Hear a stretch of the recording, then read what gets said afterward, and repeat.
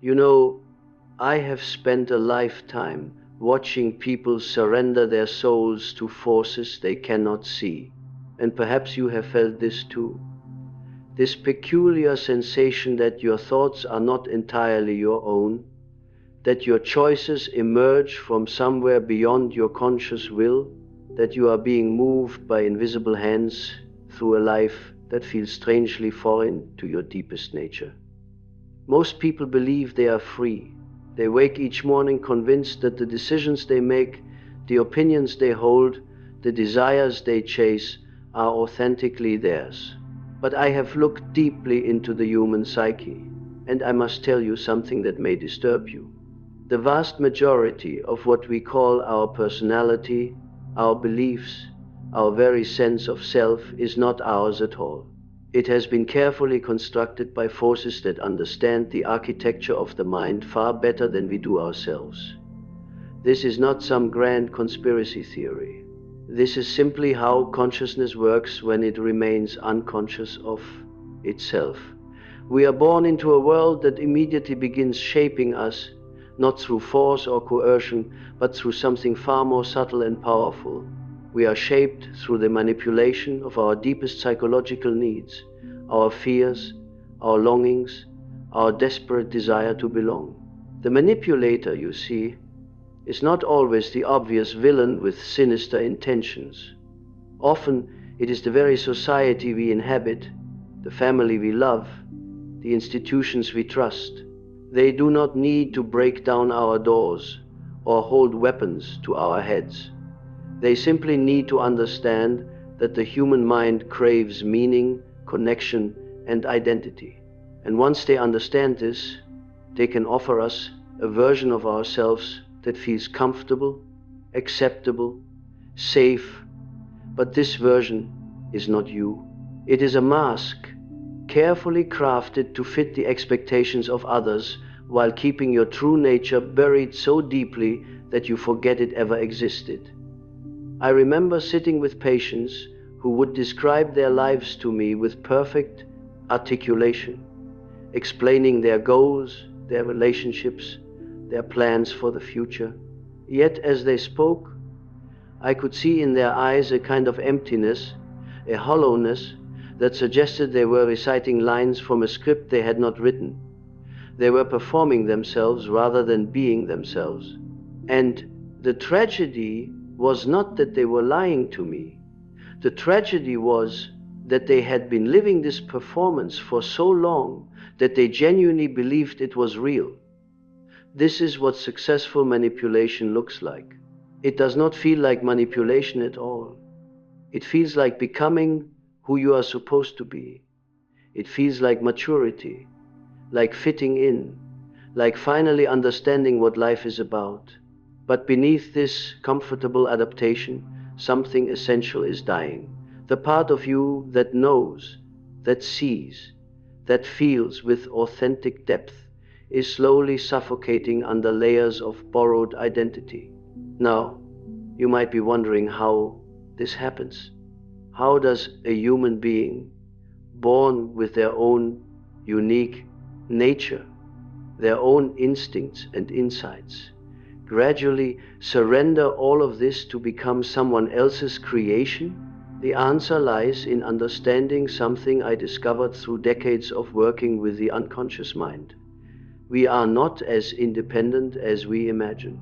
We are deeply, profoundly social creatures, and our sense of self is formed through reflection in the eyes of others.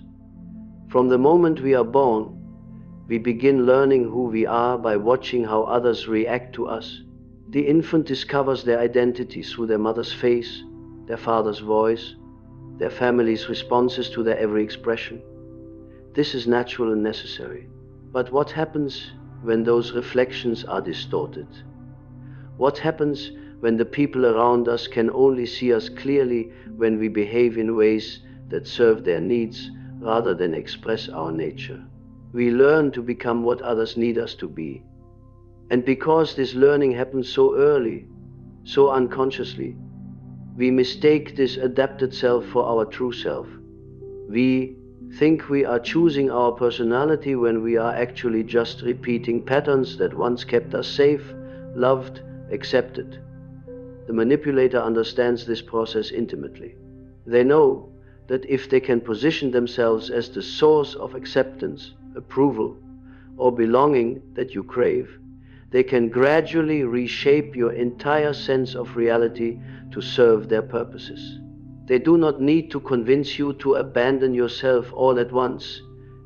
They simply need to reward you when you move in their direction and withdraw their approval when you move toward your authentic nature. This is why manipulation feels so comfortable at first. It feels like coming home, like being understood, like finally finding people who see your value. The manipulator offers you a version of yourself that feels more confident, more successful, more acceptable than the confused, uncertain, searching person you actually are. And because this offering comes wrapped in validation and belonging, you reach for it eagerly. But here is what they do not tell you. In reaching for their version of you, you must let go of your own. In accepting their definition of who you should be, you must reject the quiet voice within you that knows who you actually are. And once this exchange is made, once you have traded your authentic self for their constructed identity, you become dependent on them to maintain this new version of yourself. You see, the false self cannot sustain itself.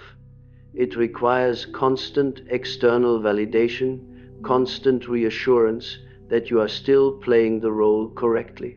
And so you find yourself returning again and again to the source of this identity, seeking confirmation that you are still worthy, still acceptable, still doing it right. You become addicted to their approval because without it, the entire structure of your constructed personality threatens to collapse. This is the trap. Not just that you have been manipulated, but that you have become complicit in your own manipulation. You begin policing yourself, monitoring your own thoughts and feelings to make sure they align with the identity you have been given. You become your own jailer, your own censor, your own manipulator. I have seen this pattern repeat itself in countless forms. The child who learns to be perpetually cheerful because their family cannot tolerate sadness. The employee who gradually adopts their company's values as their own because questioning those values threatens their security.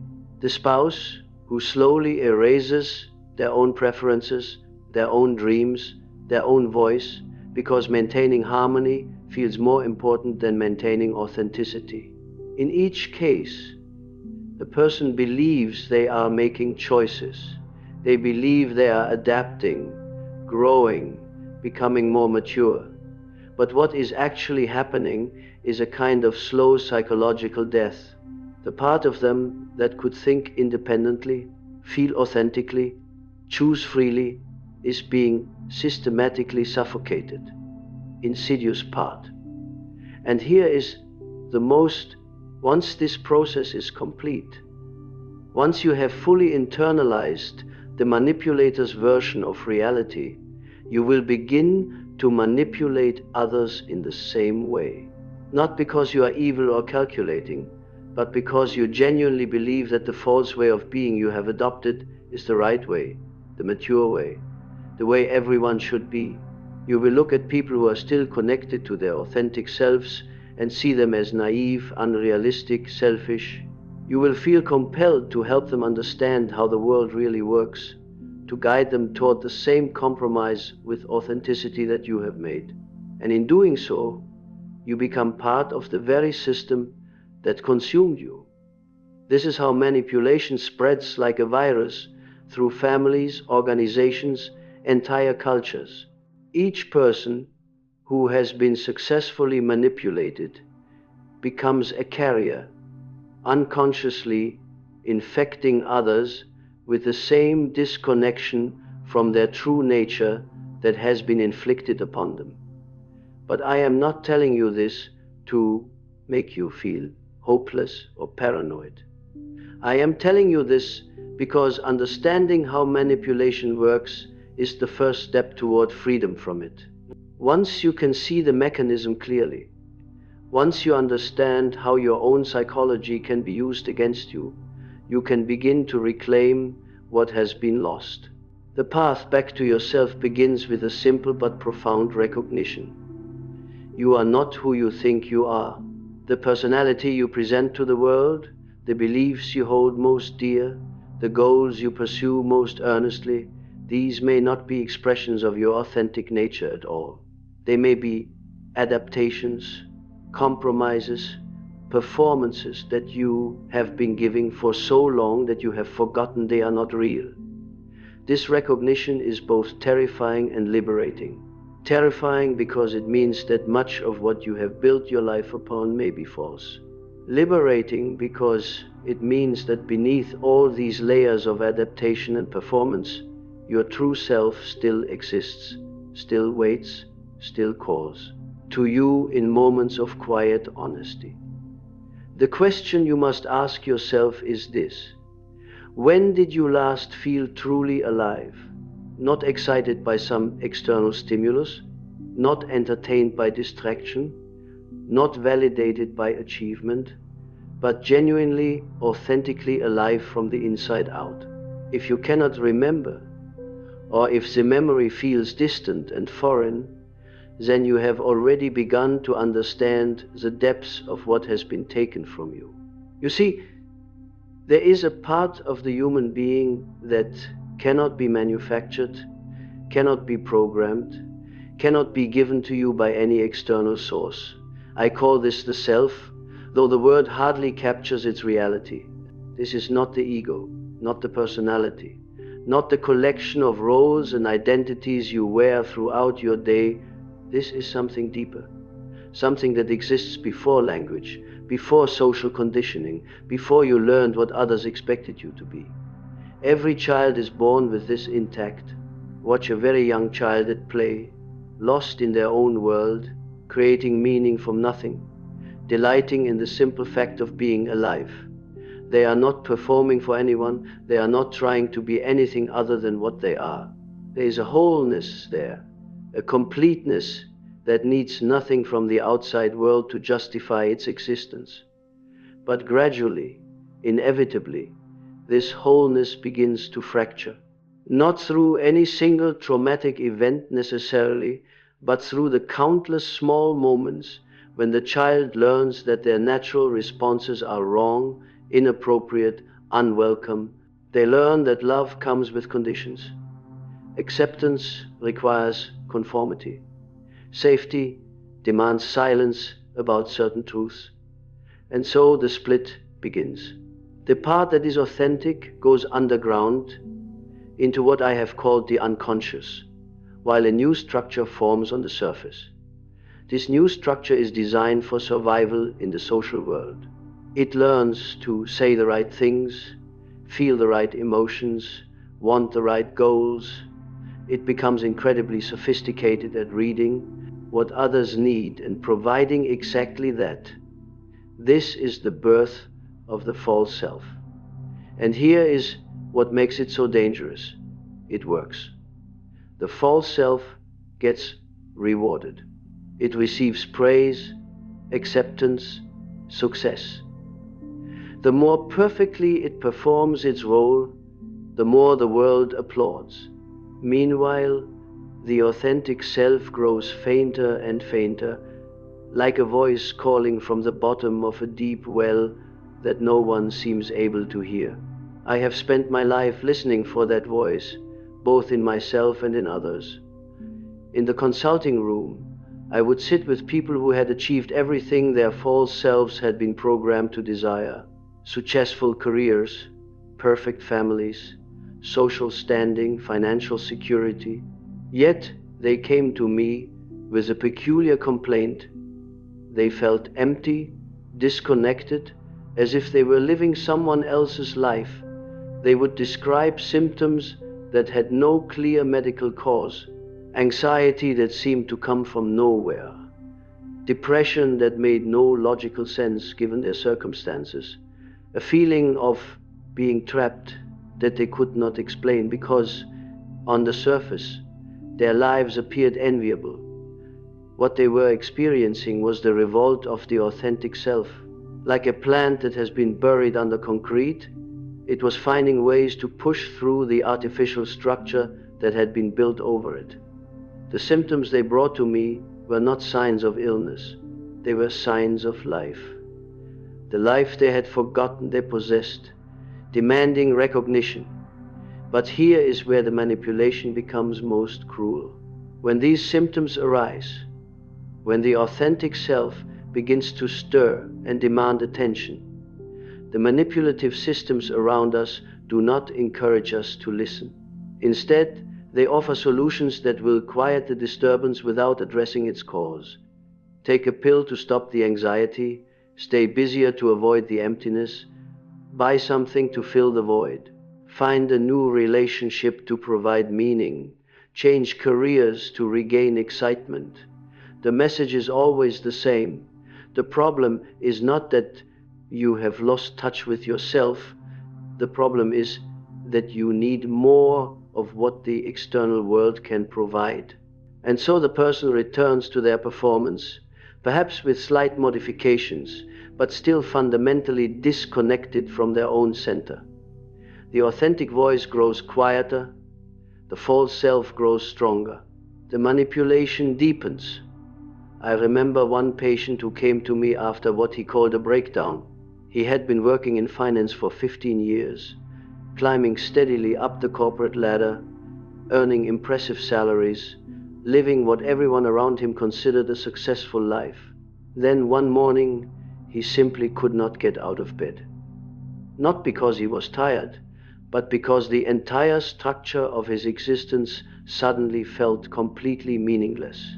As we worked together, it became clear that this man had not made a single authentic choice in decades. Every decision had been filtered through what would advance his career, what would impress his peers, what would maintain his image of success.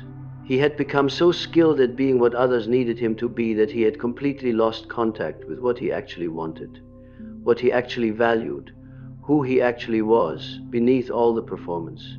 The breakdown was not a breakdown at all. It was a breakthrough. His authentic self had finally gathered enough strength to refuse participation in the charade. But rather than celebrating this awakening, everyone around him, including initially himself, saw it as a problem to be solved, a deviation to be corrected, a weakness to be overcome. His family worried about his career prospects. His colleagues spoke about the importance of getting back to normal. His physician prescribed medications to manage what they called his adjustment disorder. Everyone was working to restore him to the very state of disconnection that had made him sick in the first place. This is how the manipulation maintains itself. It pathologizes authenticity and rewards conformity. It makes you believe that your dissatisfaction with a false life is evidence that something is wrong with you, rather than evidence that something is right with you.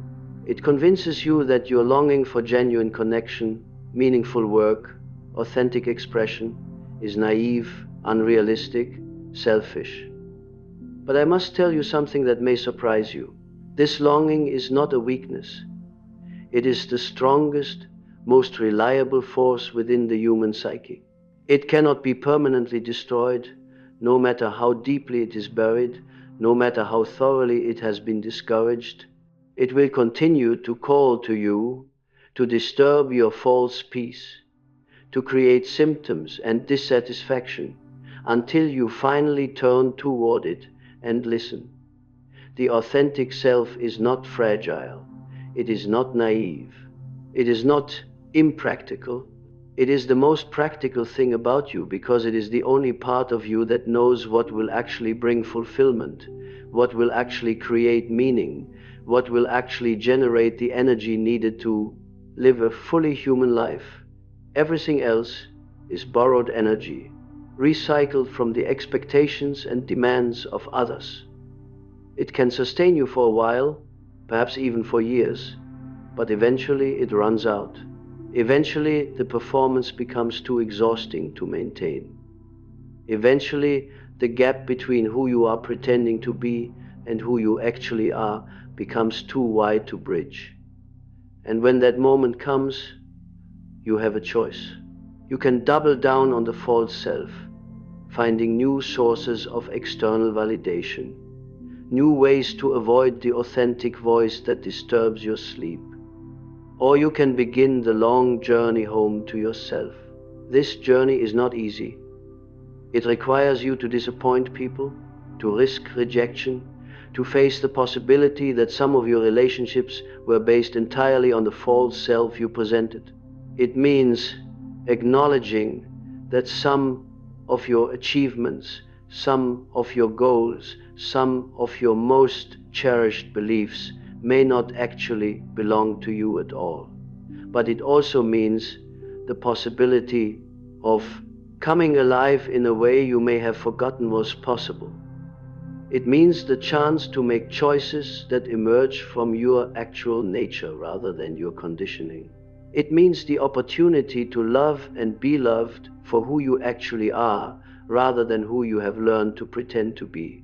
The path begins with a simple practice, learning to distinguish between the voice of your conditioning and the voice of your authenticity. This is more difficult than it sounds because the false self speaks in your own inner voice. It has learned to mimic your thought patterns so perfectly that it can be nearly impossible to detect. But there are signs, subtle differences that can guide you back to what is real. The authentic voice tends to be quieter, more uncertain, more curious than demanding. It asks questions rather than providing answers. It wonders rather than declares. It feels alive with possibility rather than rigid with certainty. The conditioned voice, by contrast, tends to be louder, more insistent, more concerned with how things appear than how they feel. It speaks in absolutes, in shoulds and musts, in the language of fear disguised as wisdom. It is always trying to control outcomes, manage impressions, avoid risks. Learning to hear this difference is the beginning of freedom, because once you can distinguish between what is yours and what has been given to you, you can begin to choose. Not perfectly, not without mistakes, but consciously. You can begin to reclaim your own life one authentic choice at a time. But there is another layer to this deception that runs even deeper than what I have described. You see, the manipulator does not only steal your authentic voice and replace it with their preferred version of you, they also teach you to fear your own depths, to distrust your own inner knowing, to believe that the very source of your authentic power is dangerous, unreliable, something to be controlled rather than consulted. This is perhaps their most masterful stroke, because as long as you believe that your unconscious mind, your instincts, your deeper wisdom are chaotic forces that need to be managed by rational thought alone, you will remain dependent on external authorities to tell you what is real, what is good, what is possible for your life. I have spent decades exploring the unconscious, and I can tell you this with absolute certainty. The parts of yourself that you have been taught to fear are not your enemies. They are the guardians of your authentic nature. They hold the keys to your creativity, your intuition, your capacity for genuine love, your ability to know what is true without being told. But we live in a time that worships only the conscious mind, only what can be measured and controlled and explained. We have been taught to believe that anything emerging from the depths of the psyche is primitive, irrational, something to be overcome through willpower and logic. This is a profound misunderstanding of how human consciousness actually works. The conscious mind, for all its remarkable capabilities, is like the tip of an iceberg. Beneath it lies a vast ocean of intelligence that operates according to different laws that sees patterns the rational mind cannot perceive, that knows truths the ego cannot accept. This deeper intelligence is not chaotic. It is not destructive. It is the source of everything that makes life worth living. Yet from childhood, we are taught to ignore its messages. When a child says they do not like a particular person, adults often respond with rational arguments about why that person is actually fine, actually trustworthy, actually deserving of respect. The child learns to doubt their instinctive knowing. They begin to believe that their immediate felt sense of reality is less reliable than the explanations offered by others. This training continues throughout our lives. We learn to override our body's signals of exhaustion because productivity is more important than rest. We learn to ignore our emotional responses to situations because being reasonable is more valued than being authentic. We learn to distrust our creative impulses because practical concerns must take precedence over artistic expression. Gradually, systematically, we are severed from our own inner compass. We become dependent on external guidance for decisions that should emerge from our own depths. We ask others what we should feel, what we should want, what we should do with our lives, because we have been taught that our own inner knowing cannot be trusted. This disconnection from the unconscious is not just personal tragedy.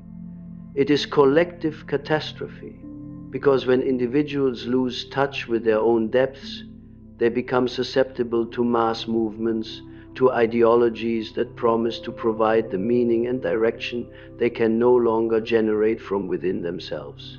I have watched entire nations fall under the spell of leaders who understood this principle perfectly.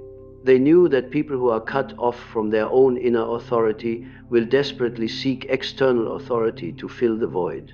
They offered simple explanations for complex problems, clear enemies to blame for mysterious sufferings, definite actions to take in place of the uncertainty that comes with authentic thinking. And the people followed eagerly, not because they were stupid or evil, but because they had been systematically disconnected from the only source of wisdom that could have protected them, their own deeper knowing. They had been taught to distrust their instincts, to ignore their dreams, to dismiss their intuitive sense that something was terribly wrong. This same dynamic operates in smaller contexts as well. The workplace that demands you ignore your values in service of profit.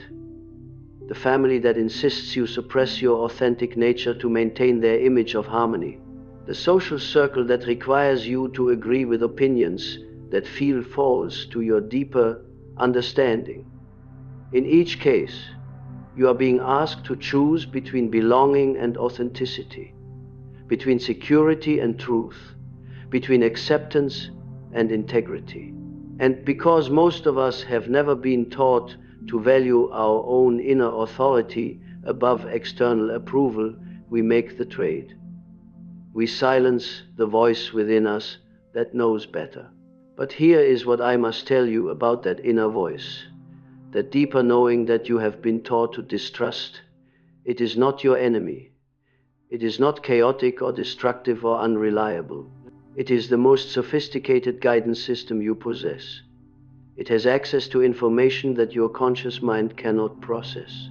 It can detect patterns, read situations, sense possibilities that lie completely outside the range of rational analysis. This is not mystical speculation. This is observable fact. How many times have you had a gut feeling about a person or situation that later proved to be accurate, even though you could not explain logically why you felt that way?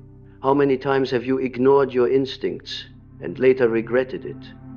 How many times have you known something to be true before you could prove it? These experiences are not coincidences or lucky guesses. They are evidence of a deeper intelligence operating within you, an intelligence that the manipulative forces around you desperately want you to ignore. Because once you begin to trust your own inner knowing, you become much more difficult to control.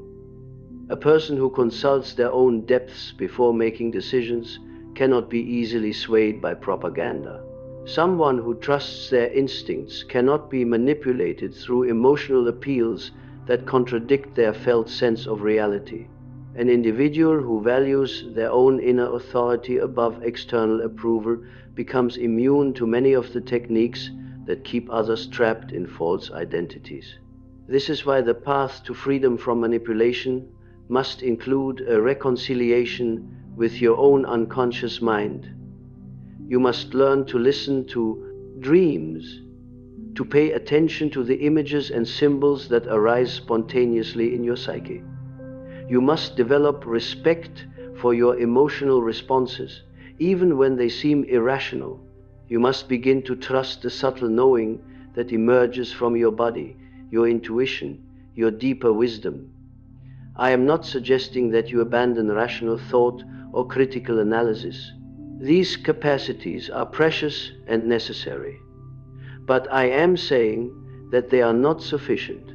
A life guided only by conscious reasoning is like a ship trying to navigate by looking only at the surface of the water while ignoring the currents beneath. The manipulator counts on your fear of your own depths. They know that if you remain disconnected from your unconscious wisdom, you will continue to seek guidance from external sources that they can influence or control.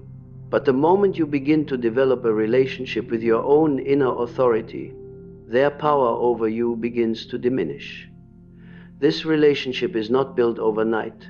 It requires patience, practice, and a willingness to sit with uncertainty.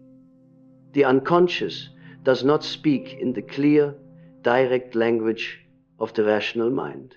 It communicates through symbols, through feelings, through dreams and synchronicities and subtle impressions that can be easily dismissed by a mind trained to value only logical proof. Learning to understand this deeper language is like learning to speak with a part of yourself that you have ignored for years. At first, the dictionary, but gradually communication may be unclear, confusing, contra. As you develop trust in this inner dialogue patterns, to recognize the difference between the begin to emerge, you start voice of your authentic wisdom and the chatter of your conditioned fears. One of the most reliable ways to distinguish between these voices is to notice their quality. Your authentic inner knowing tends to feel calm, even when it is suggesting something challenging or uncomfortable. It has a quality of rightness that persists even when your rational mind objects. It often asks you to trust something that cannot be proven, to take a risk that cannot be guaranteed, to choose truth over safety. The voice of your conditioning, by contrast, tends to be anxious, urgent, concerned primarily with avoiding discomfort or maintaining the status quo. It speaks in the language of fear, even when it is giving advice that seems practical or sensible. It is always trying to keep you small, safe, acceptable to others. I remember a patient who came to me because she could not decide whether to leave her marriage. Rationally, she could list all the reasons why leaving would be foolish. Her husband was a good provider, their families approved of the match, divorce would create financial hardship and social complications, but she kept having dreams of flying, of breaking free from cages, of dancing alone under the stars. Her conscious mind dismissed these dreams as wishful thinking, as evidence of her own selfishness and immaturity. But I encouraged her to listen more deeply, to consider what her unconscious might be trying to tell her about her authentic needs and desires. As she began to pay attention to these deeper messages, she realized that she had been living her entire married life according to a script written by others. She had become the wife, the woman she actually was. Her family expected her to be. Not dreams, were not escapist fantasies, but urgent communications from her authentic self, demanding recognition and expression. The decision to leave was not easy, and it came with significant costs. But years later, she told me that learning to trust her own inner wisdom had been the most important skill she had ever developed. It had guided her not only out of a false that fulfill marriage, but toward work that end her, relationships nourished her, a way of life that felt genuinely her own. This is what becomes possible when you stop fearing your own depths and begin to see them as the source of your authentic power. You discover that you have within yourself a guidance system more sophisticated than any external authority. You find that you can navigate complex decisions not by following rules or seeking approval, but by consulting the deeper wisdom that knows your true nature and your genuine needs. But developing this relationship with your unconscious requires something that our culture actively discourages: solitude, silence, and the willingness to sit with uncertainty. We live in a world that fills every moment with noise, with stimulation, with demands for immediate response. This constant external input makes it nearly impossible to hear the subtle voice of inner wisdom. The manipulator understands this perfectly. They know that a mind constantly occupied with external concerns has no space for inner reflection. They keep you busy, distracted, always reacting to the latest crisis or opportunity, never pausing long enough to consult your own depths about what you actually want or need. This is why reclaiming your authentic self requires what might seem like a radical act in our current culture: the practice of regular solitude. Not the false solitude of scrolling through social media or consuming entertainment, but genuine aloneness where you can hear your own thoughts, feel your own feelings, notice what arises when you are not performing for anyone else. In these moments of real solitude, without the constant input of other voices telling you who you should be or what you should want, your authentic nature begins to emerge. At first, this emergence may feel uncomfortable, even frightening. You may encounter emotions you have been avoiding, desires you have been suppressing, truths about your life that you have been refusing to acknowledge. This is why most people avoid genuine solitude. It threatens the comfortable lies they have been telling themselves. It disturbs the false peace of the adapted life. It forces them to confront the gap between who they are pretending to be and who they actually are. But if you can stay with this discomfort, if you can resist the urge to fill the silence with distraction or busyness, something remarkable begins to happen. The authentic voice that has been buried beneath years of conditioning starts to speak more clearly. You begin to remember what you actually enjoy, what actually energizes you, what actually feels true to your deepest nature. This remembering is not a return to some idealized past self. It is a discovery of who you are beneath all the layers of adaptation and performance. It is an encounter with the part of yourself that has been waiting patiently for recognition, for permission to participate in the creation of your life. And once you make contact with this authentic core, once you begin to trust its wisdom and follow its guidance, you become increasingly immune to external manipulation, because you now have an internal reference point, a way of checking whether what others are asking of you aligns with your own truth or contradicts it. The person who knows themselves deeply cannot be easily convinced to abandon themselves. The individual who trusts their own inner authority cannot be manipulated through appeals to external authority. Someone who has learned to consult their own depths before making decisions becomes remarkably difficult to control through fear, guilt, or false promises. This is the ultimate protection against manipulation. Not the ability to detect it from the outside, but the strength to remain connected to your own authentic center, regardless of what pressures are applied from external sources. When you know who you are, when you trust your own inner wisdom, when you value your authentic nature above the approval of others, you become truly free. Not free from difficulty or challenge, but free to meet whatever arises from a place of genuine strength rather than borrowed identity. Free to make choices that serve your authentic development rather than your conditioned fears. Free to love and create and contribute from your real nature rather than your performed self. This freedom is your birthright. It is what you were meant to experience before the world began, shaping you according to its needs rather than your nature. And it is available to you right now, in this moment, if you have the courage to turn away from the external voices that have been drowning out your inner wisdom and listen, finally listen, to the truth that has been waiting within you all along. But here is what most people do not realize about this journey back to themselves. The moment you begin to awaken from the collective trance, the moment you start questioning the life you have been living, you will encounter what I have come to understand as the greatest test of your resolve. The world will not simply let you go. The systems that have invested in your compliance, the people who have benefited from your performance, they will fight to keep you trapped in the role you have been playing. This resistance does not always come in the form of obvious opposition.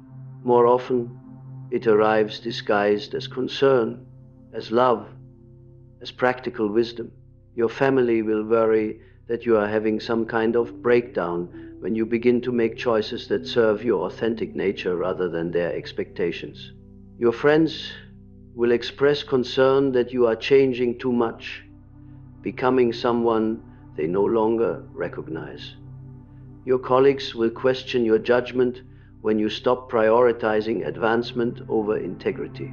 They will use the most sophisticated psychological weapons available to them. They will remind you of your responsibilities, your obligations, your debt to those who have supported you. They will paint your growing authenticity as selfishness, your increasing self-trust as arrogance, your refusal to continue performing as ingratitude. And here is the cruel genius of this attack. They will use your own compassion against you. They will make you feel guilty for disappointing them, responsible for their discomfort with your changes, obligated to return to the version of yourself that made them feel safe and comfortable. I have watched countless individuals reach the threshold of authentic living only to retreat back into their old patterns because they could not bear the pain of seeing others suffer as a result of their growth. They sacrifice their own awakening on the altar of other people's comfort, convincing themselves that this sacrifice is noble, mature, loving. But I must tell you something that may sound harsh at first hearing. Your authentic development is not negotiable. It is not something you can postpone indefinitely to spare others discomfort. It is not a luxury you can abandon when it becomes inconvenient for those around you. It is the most essential task of your life, and everything else must be arranged around it, not the other way around. This does not mean you become cruel or indifferent to others' feelings. It means you recognize that you cannot truly love anyone from a false position. You cannot genuinely serve others while betraying yourself. You cannot offer real support to another person's growth while abandoning your own. The person who sacrifices their authenticity to maintain others' comfort is not being loving, they are being enabling. They are teaching everyone around them that growth is dangerous, that change is threatening, that it is better to remain small and safe than to risk becoming who you actually are. When you refuse to continue this enabling, when you insist on your right to authentic development regardless of others' reactions, you offer something far more valuable than comfort. You offer an example. You show them what is possible. You demonstrate that a human being can choose truth over approval, authenticity over acceptance, growth over security. Some people will be inspired by this example. They will recognize in your courage an invitation to find their own. They will begin their own journey back to themselves, using your transformation as proof that such a journey is possible. Others will be threatened, disturbed, even enraged by your refusal to continue playing the role they need you to play. These individuals will escalate their attempts to pull you back into the old patterns. They may become more demanding, more critical, more manipulative in their efforts to restore the status quo. This is when you will discover something profound about the nature of your relationships. Many of them were not based on love for who you actually are. They were contracts, spoken or unspoken, in which you agreed to be a certain way in exchange for acceptance, security, or belonging. When you stop fulfilling your side of these contracts, the relationships reveal their true foundation. I do not say this to make you cynical about human connection. Genuine love does exist. Real friendship is possible. Authentic intimacy can be found. But these treasures can only be discovered by people who are willing to be real themselves. You cannot experience true connection while wearing a mask, no matter how beautiful or convincing that mask might be. The relationships that survive your awakening, that continue to flourish as you become more authentic, these are the relationships worth having. They are built on recognition of your actual nature rather than attachment to your performed self. They celebrate your growth rather than fear it. They support your journey toward truth rather than demanding that you abandon it for their comfort. But finding these relationships, cultivating these connections, requires something that terrifies most people. It requires you to risk being rejected for who you actually are rather than being accepted for who you are pretending to be. It requires you to show up authentically even when you do not know how others will respond. It requires you to value truth-telling over peacekeeping, genuine intimacy over superficial harmony. This risk feels enormous because we have been conditioned to believe that acceptance is scarce, that love is conditional, that we must earn our place in others' lives through perfect performance of the roles they need us to play. But this conditioning is itself a lie, one of the most damaging lies we are told. The truth is that authentic connection is what every human being craves most deeply. We are all walking around wearing masks, performing roles, pretending to be someone we are not, desperately hoping that someone will see through our performance and love us anyway. We are all longing for permission to be real, to drop the exhausting charade, to show up as we actually are. When you have the courage to remove your own mask first, when you risk being authentic in your relationships, you give others permission to do the same. You create a space where real meeting becomes possible, where genuine intimacy can emerge, where love can flow between actual people rather than performed personas. I remember a man who came to see me because his marriage had become unbearable. He and his wife had been together for 20 years, but he felt completely alone in the relationship. They never fought, never disagreed, never caused each other any obvious distress. But they also never really talked, never shared anything real, never touched each other in any meaningful way. As we explored his situation, it became clear that both he and his wife had been performing idealized versions of themselves throughout their entire relationship. He played the successful provider, she played the supportive wife, and neither had ever shown the other their fears, their doubts, their genuine desires, their authentic struggles. The marriage was perfectly functional and completely lifeless. They had created a beautiful prison together, one that met all the external expectations of what a marriage should be, while providing none of the intimacy, connection, or growth that make a relationship worth having. When he finally began to speak authentically to his wife, to share his real thoughts and feelings rather than the sanitized versions he thought she wanted to hear, she was initially shocked, even frightened. For 20 years, she had been relating to a character he played, not to him. Suddenly confronted with his actual personality, his genuine struggles, his authentic dreams, she did not know how to respond. But something remarkable happened. As he continued to show up more and more genuinely, as he stopped performing the role of the perfect husband and started being a real human being, she began to feel permission to do the same. Slowly, carefully, she started removing her own mask, sharing her own authentic thoughts and feelings, revealing the person she had been hiding beneath the performance of the ideal wife. Their marriage went through a period of tremendous upheaval as they learned to relate to each other as actual people rather than as the characters they had been playing. They had to renegotiate everything, from how they communicated to how they made decisions to how they expressed affection. It was difficult, sometimes painful work. But what emerged on the other side was something neither of them had experienced before: genuine intimacy. For the first time in 20 years, they felt truly seen, truly known, truly loved for who they actually were rather than who they had been pretending to be. The relationship that had felt like a beautiful prison became a space of authentic connection and mutual growth.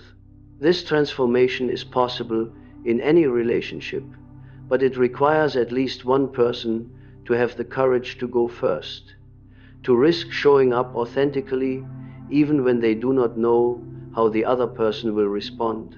It requires someone to value truth over comfort, genuine connection over superficial peace. But the resistance you will encounter is not only external. Perhaps the most challenging obstacle to authentic living is the resistance that comes from within yourself. You see, the false self you have been maintaining is not just a performance for others. Over time, you have become identified with it. You have forgotten that it is a role you are playing and begun to believe that it is who you actually are. When you start to awaken from this identification, when you begin to see the gap between your authentic nature and your performed personality, you will experience what can only be described as an identity crisis. Everything you thought you knew about yourself will be called into question. Goals that once seemed important will feel meaningless. Relationships that once provided security will feel suffocating. Work that once gave you a sense of purpose will feel empty. This crisis is not a sign that you are losing your mind. It is a sign that you are finding it. But the experience can be deeply disorienting, even terrifying. You are literally dying to who you thought you were in order to be born into who you actually are. And like any death, this process involves grief, confusion, and the fear of annihilation. The false self will not surrender easily. It has been your primary identity for so long that it fears its own dissolution. It will generate every possible argument for why this awakening is dangerous, impractical, selfish. It will remind you of all the security you will lose, all the relationships you will jeopardize, all the ways your life will become more difficult if you insist on being authentic. It will also try to co-opt your awakening, to turn it into another form of performance. It will suggest that you can become enlightened, awakened, authentic in ways that still serve your image, that still maintain your acceptability to others, that still allow you to avoid the real risks of genuine transformation. This is perhaps the most subtle form of self-manipulation, the false self disguising itself as spiritual awakening, psychological health, or authentic living. It learns the language of growth and uses it to maintain the same old patterns of seeking external validation and avoiding genuine vulnerability.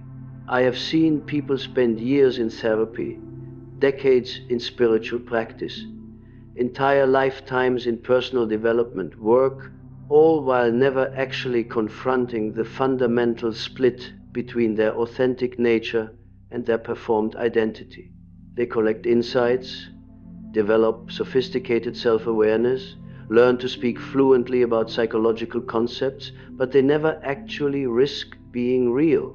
They use their spiritual knowledge as another form of armor, their therapeutic insights as another way to control how others perceive them, their personal development as another performance designed to win approval and avoid rejection.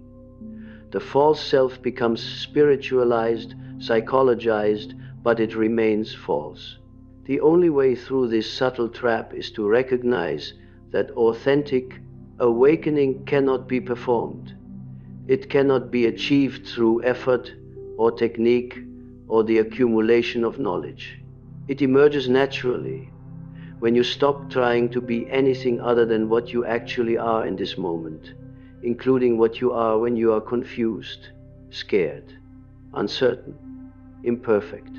Real authenticity includes your doubts about your own authenticity.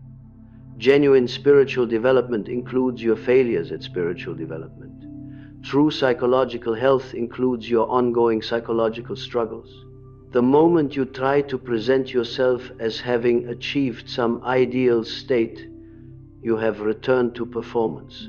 This is why the path to authentic living is not a straight line towards some goal of perfect self-realization.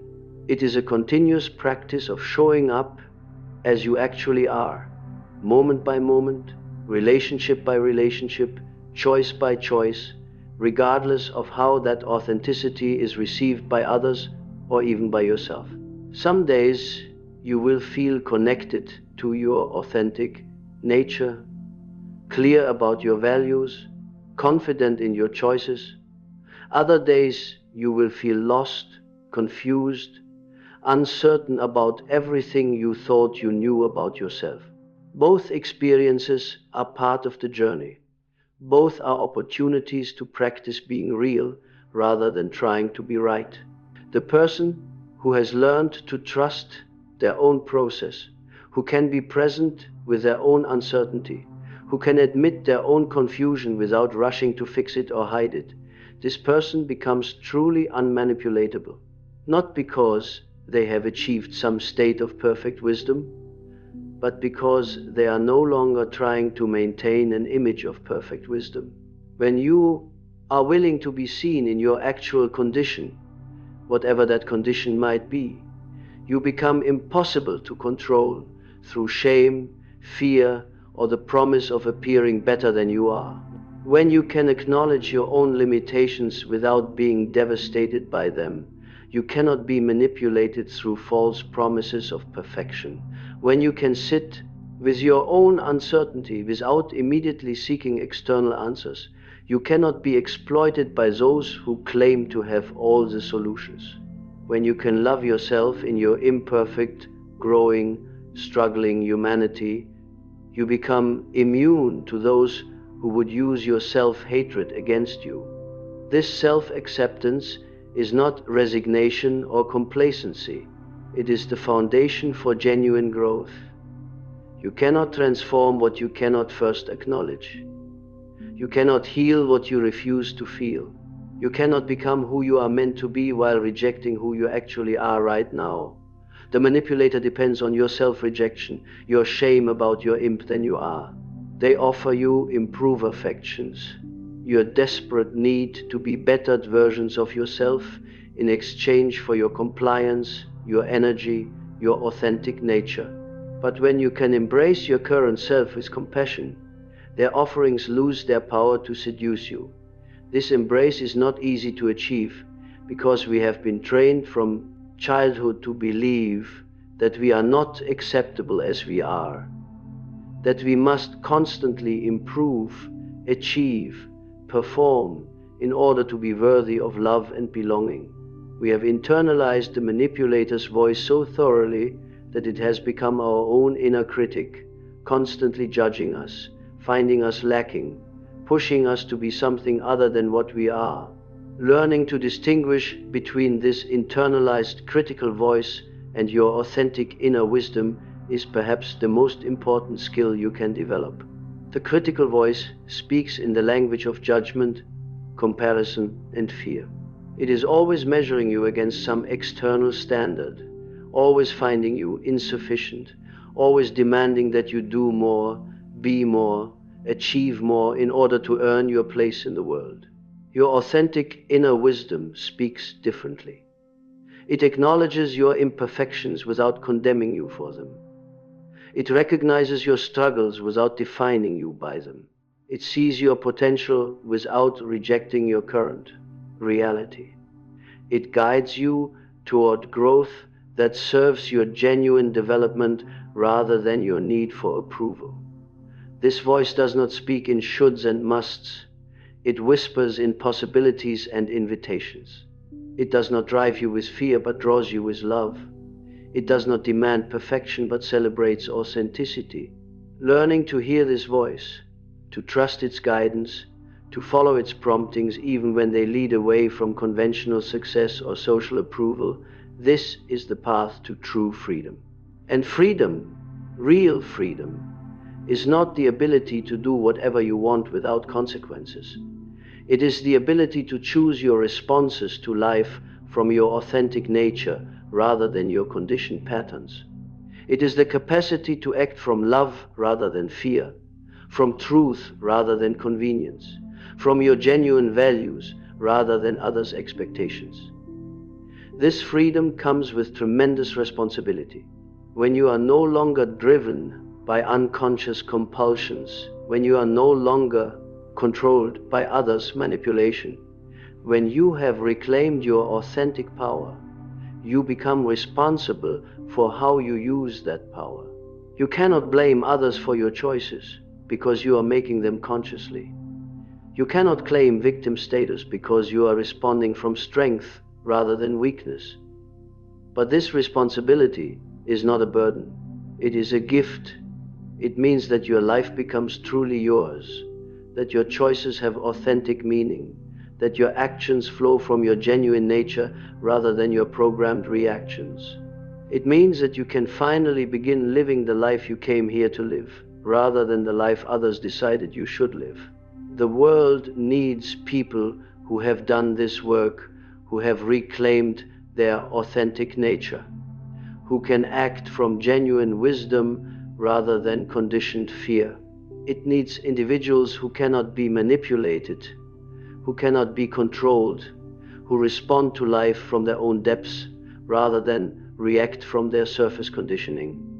These are the people who create real change, who offer genuine healing, who point the way toward a more conscious way of being human, not because they are perfect or enlightened, but because they are real, because they have learned to trust their own process, to honor their own truth, to act from their authentic nature regardless of external pressure. You can become such a person. The capacity for authentic living exists within you right now, waiting for recognition, waiting for permission to emerge. It does not require years of training or special techniques or perfect conditions. It requires only the courage to stop performing and start being, to stop seeking approval and start seeking truth, to stop avoiding yourself and start embracing who you actually are. The choice is always available, in every moment, in every interaction, in every decision you face. You can respond from your authentic nature or react from your conditioning. You can trust your inner wisdom or seek external validation. You can choose truth or convenience, love or fear, freedom or safety. Each choice you make from your authentic center strengthens that center, makes it easier to choose authentically the next time. Each moment you spend being real rather than performing builds your capacity for continued authenticity. Each relationship you enter genuinely rather than strategically deepens your ability to love and be loved for who you actually are. This is the path to becoming unmanipulatable. Not through building better defenses or becoming more suspicious of others, but through becoming so connected to your own truth, so grounded in your own nature, so at home in your own being, that external pressure cannot dislodge you from your center. When you know who you are, when you trust your own inner guidance, when you value your authentic development above all else, you become like a mountain that cannot be moved by the winds of manipulation, criticism, or false promise. You remain yourself regardless of what others ask you to become. And from this unshakable foundation, you can offer the world something it desperately needs. An example of what it looks like to be fully human, fully alive, fully present in your own existence. Not perfect, not without struggle, but authentic in your imperfection, genuine in your growth, real in your response to whatever life brings. This is your invitation, your calling, your deepest responsibility to yourself and to the world, to remember who you actually are beneath all the layers of conditioning and performance, to trust the wisdom that lives in your own depths, to choose authenticity over approval, truth over comfort, freedom over safety. The manipulative forces around you are powerful, but they are not more powerful than your authentic nature when you learn to access it, trust it, and act from it. Your true self cannot be destroyed, cannot be permanently hidden, cannot be forever silenced. It can only be temporarily forgotten. And now, in this moment, you have the opportunity to remember. The moment arrives, sooner or later, when you must face the most terrifying truth of all. You are not being manipulated by some external force, some clever adversary who has studied your weaknesses and exploited them for their gain. No, the deepest manipulation, the most complete and devastating form of control, comes from a source much closer to home. You are manipulating yourself. I know this sounds impossible. How can you be both the manipulator and the manipulated? I have sat with this mystery for decades now, both the deceiver and the deceived. But watching it play out in countless human lives, and I can tell you that this is precisely how the psyche protects itself from truths too painful to bear. You see, there is a part of you that knows exactly what you need to do to live authentically. This part sees clearly through every false choice, every compromise with your own nature, every moment when you betray yourself for the illusion of safety or acceptance. But there is another part, equally strong, that cannot bear the weight of this knowledge. And so these two parts enter into a kind of unconscious conspiracy. The knowing part agrees to remain silent, to hide its wisdom beneath layers of rationalization and self-deception. The fearful part agrees to maintain these layers, to keep the truth buried so deep that you can honestly say you do not know what you need to know. This internal manipulation is far more sophisticated than anything an external manipulator could devise. It knows your every weakness, your every fear, your every desperate need. It speaks in your own voice, uses your own memories, employs your own logic to keep you trapped in patterns that serve neither your growth nor your happiness. I remember sitting with a woman who had spent 15 years in a career that was slowly killing her soul. Every morning she would wake with a sense of dread so profound that she had to take medication just to get through the day. Every evening she would return home depleted, empty, feeling as though another piece of her authentic self had died in the fluorescent-lit office where she spent her days. When I asked her why she stayed, she had a dozen perfectly reasonable answers. The money was good, the job was secure, her family depended on her income, she was too old to start over, she lacked the skills for other work, the economy was uncertain. On and on the explanations flowed, each one logical, each one true in its own way. But as she spoke, I could see something else in her eyes, a flicker of recognition, quickly suppressed. A moment of knowing that was immediately covered over with more rational explanations. She knew, in some part of herself, that these were not the real reasons she stayed. The real reason was far more frightening. She stayed because leaving would require her to face the possibility that she had wasted 15 years of her life. It would mean acknowledging that all the compromises she had made, all the authentic dreams she had abandoned, all the small deaths she had died in service of security and respectability had been unnecessary. It would mean confronting the terrifying question of who she might be if she stopped being who others needed her to be. And so she collaborated with her own imprisonment.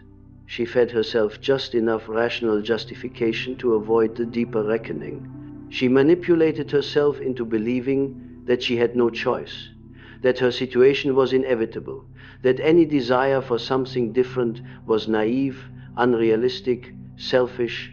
This is how we become our own jailers, not through some dramatic moment of surrender, but through 1,000 small acts of self-betrayal, each one rationalized, each one explained away, each one adding another bar to the cage we are building around our authentic nature.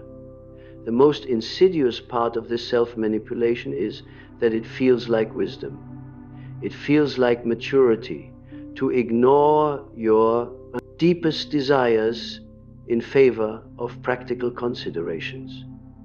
It feels like responsibility to sacrifice your authentic development for the comfort of others. It feels like love to betray yourself rather than disappoint those who depend on your continued performance of a false identity. But I must tell you something that may shatter your comfortable illusions about yourself. This collaboration with your own imprisonment is not wisdom. It is cowardice. It is not love. It is fear.